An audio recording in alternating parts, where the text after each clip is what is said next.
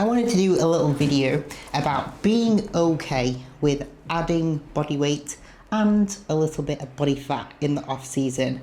I definitely think that it's something that potentially females struggle with more, but if you are a guy and you do struggle with it as well, obviously it might be quite fitting for you too. When we talk about an off season setting, are you going to feel uncomfortable? Are you going to feel full with foods? Quite a lot of the time, yes. If you are a competitor, the need for an improvement phase is great, because if you're wanting to add size or you're needing to improve your physique, sculpt your physique in a different way, that's going to be done in a phase where you're having more foods compared to when you have obviously less foods, when you're in a calorie deficit for a prep. That's not a time to be sculpting and changing the physique. Obviously the improvement phase is what will help with that as a competitor. If you're a non-competitor, is there still need for an improvement phase? There's not really a need for like the heavy pushes and the heavy pullbacks. I do think as someone who's a non-competitor, you can create almost a lifelong macros that might be slightly adjusted time to time, whether you want to get a little bit leaner for your holiday or you want to take a little bit of time away to feel a little bit less diety.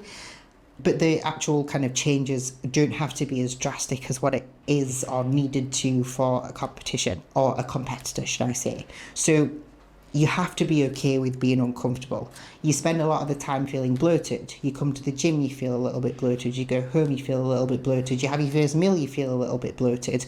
It's not a comfortable setting, but if you want to be a good competitor, you have to be okay with being uncomfortable. You have to be okay with the fact that it's a temporary setting. It's not something that's lifelong. Much like competition prep, it's very uncomfortable towards the end, but it's a temporary setting.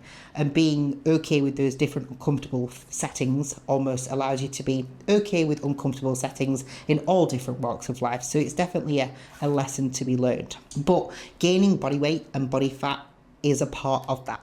That doesn't mean that you get fat.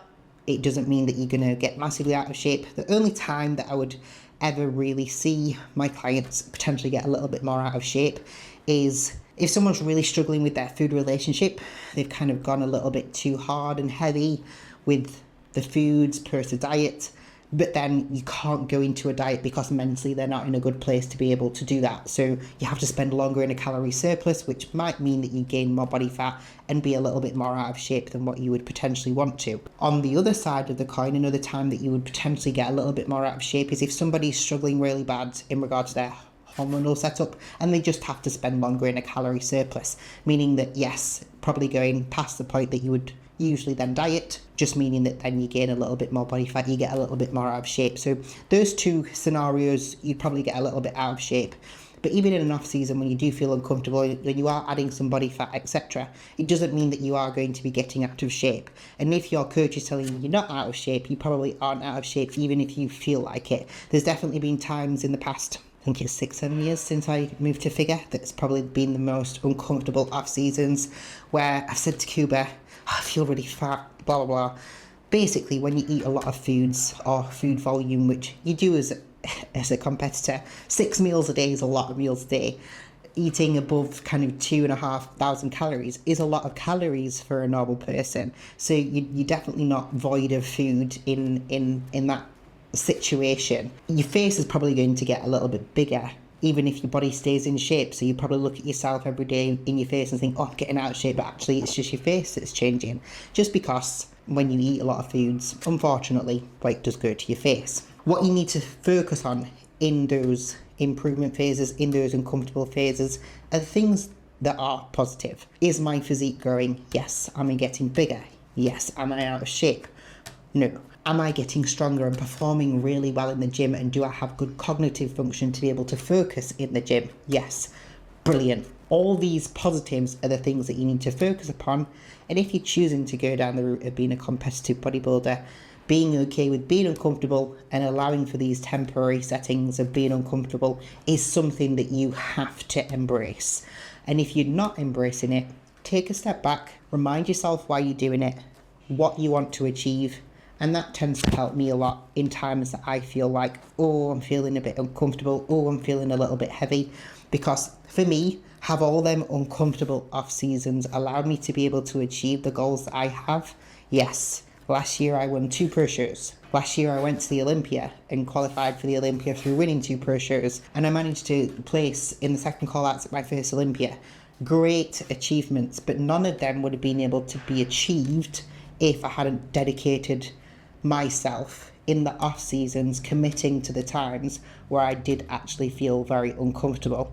We can also speak about this from the viewpoint of, don't be afraid to take time away from stage. Bodybuilding's about improving, it's about progressing. If you do not allow for times in an improvement setting, how are you going to improve for the next time you are on stage?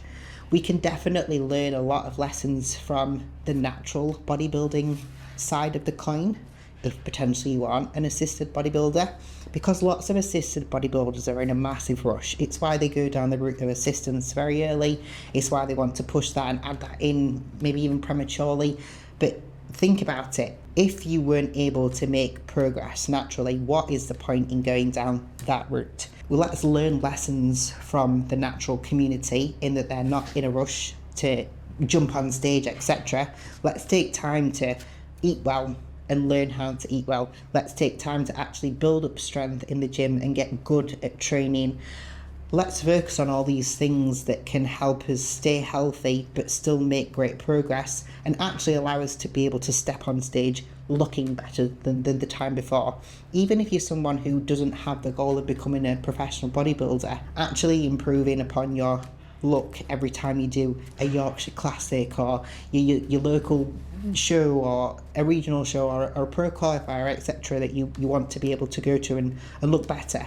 You still want to dedicate your time in an improvement phase, and you want to make sure that you do stay healthy, which sometimes having extended growth phases do allow you to stay. So don't be afraid to do that. Don't be afraid to be uncomfortable. It will allow you to make the progress that you need to make to achieve great things when you get on stage. Hopefully you enjoyed my little educational video, or should we call it a little rambling. If you liked this type of video, please comment below anything else that you would like me to cover, potentially in the same environment. Please like, share, subscribe, all that fun stuff, and make sure that you tune in for the next video.